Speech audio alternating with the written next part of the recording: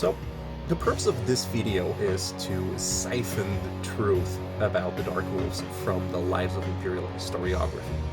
In order to do so, we will start off by highlighting some of the aspects of Space Wolf lore that I find important to our purpose. Now, I won't bother you with the full history of the False Emperor's lapdogs, because, you know, that kind of fairy tale you can read somewhere else, right?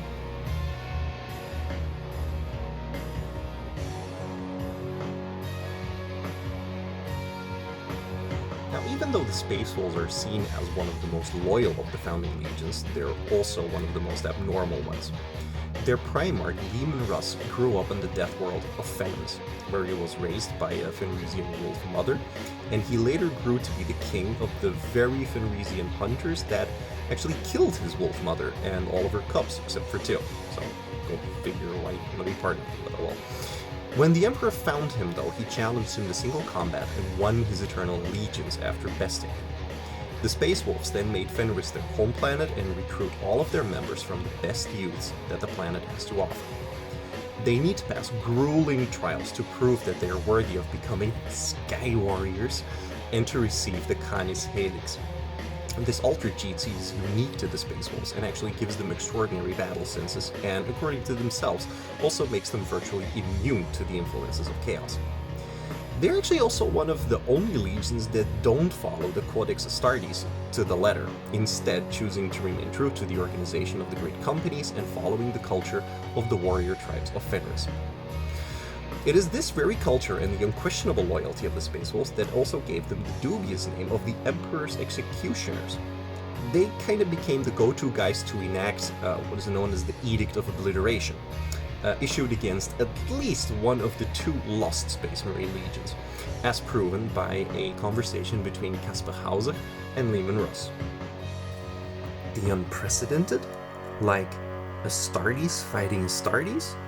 Like the route being called to sanction another legion? That? No. That is not unprecedented. Now, Space Wolf doctrine dictates that they will throw everything at their enemy, and they will never rest until their mission has been achieved. Testament to this is the 13th company that went into the very Eye of Terror to hunt down the enemies of the Imperium, returning 10,000 years later, still giving chase to the very enemies they vowed to destroy. Originally, they were thought to be lost in battle, and they are remembered on the Grand Annulus of the Space Wolves, on a slab of black granite that represents all of the great companies in the history of the Space Wolves who have been destroyed in battle, lost on campaign, or recanted their oaths of fealty. Now, where do the Dark Wolves come in?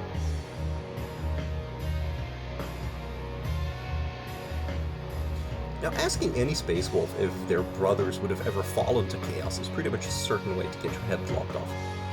There are some examples, though of the Dark Wolves, no official records actually exist.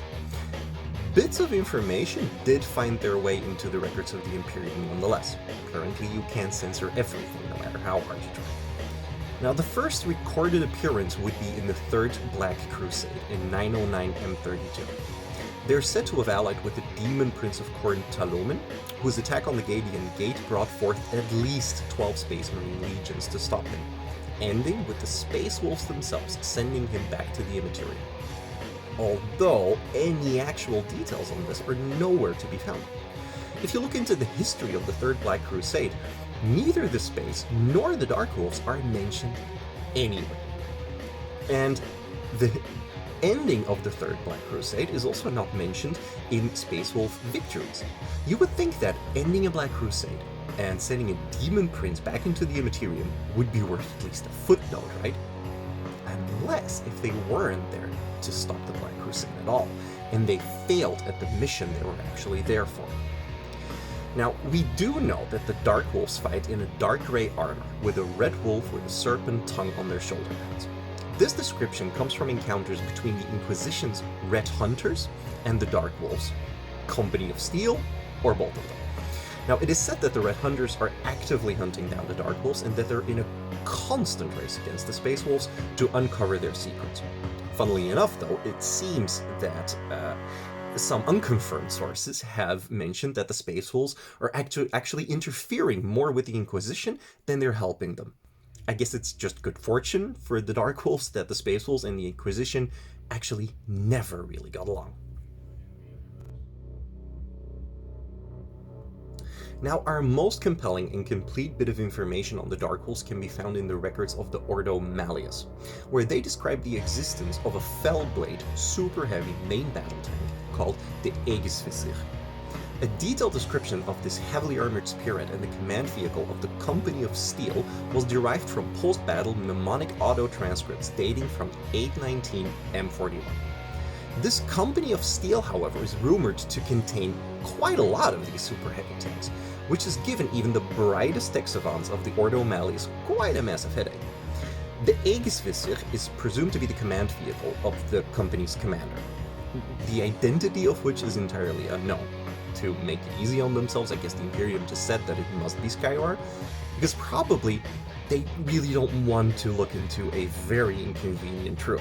Because, let's face it, there's not a lot of these tanks running around on the battlefields across the Imperium, and the ones that are still operational are being kept under lock and key and are very, very closely monitored and guarded. There's no way that a small warband would be able to just sneak up on one and steal it, and a full-blown company would leave at least some paper trail. Let alone that they would steal an entire company of these ancient super heavy tanks. And none have also been recorded missing either, according to Imperial records at least. Now, what about the leader of the warband himself? So, what is known about Skywar? Well, nothing. Simple. No records at all exist of him. He's not listed in Space Wolf records or in the list of known Chaos Lords. Curiouser and curiouser.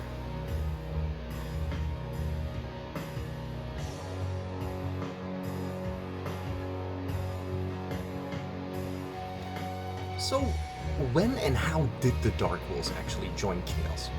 Well, actually, all that we know here is hearsay and conjecture. Some say that they were sent on some impossible mission as penitents and simply never returned. Others say that they were guarding a warp rift and that prolonged exposure to the warp energies caused them to become corrupted, or a combination of these theories. But that doesn't really make sense, right? I mean, 13th Company, anyone?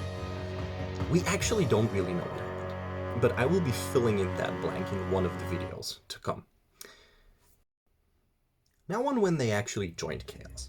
Time is irrelevant within the Eye of Terror, we know this. So we can't exactly use the Third Black Crusade as any kind of an indication, even though that was their first official recorded sighting. There have been other rumored sightings within the Fenris system before that, so it doesn't really help us. Now, I believe that a better indication is to be found within the Fang, the Space Wolves' fortress monastery on Fenris. Within the fortress, there is the Grand Annulus, a giant monument built in M30 to represent all of the Space Wolves' great companies and their respective leaders. One slab of black granite represents all of the great companies in the history of the Space Wolves who have been destroyed in battle, lost in campaign, or recanted their oaths of fealty. I'm quoting it. In honor of the supposedly lost 13th Company. Now, how does that help us at all, you might ask? Well, the thing is, there are more great companies that have fallen to chaos, or in one way or another. And all of them are known, rather than being veiled in secrets. There's Svein Wolfbad and the Blood Wolves, who turned to Khorne and were hunted down and destroyed in 913 M41 by the Space Wolves. There's Sven Ironhand, who recanted his oath and took his great company to create a new empire in the Eastern Fringes. Now, he was branded a traitor, but he was otherwise left alone. So why is nothing known about the Dark Wolves? Why are they not recorded on the Grand Annulus or within any kind of an imperial document? Why is there a record of the other great companies and their leaders who fell or recanted their oaths, but we don't know anything about Skywar? And why does this warband just happen to have a ton of Crusade-era battle tanks leading their attacks? I believe that all of that adds up to the Dark Wolves having joined Chaos, or recanted their oath, whatever you want, even before the Horus Heresy. So that is where our story will begin, and it will be a foundation of how this army will be built.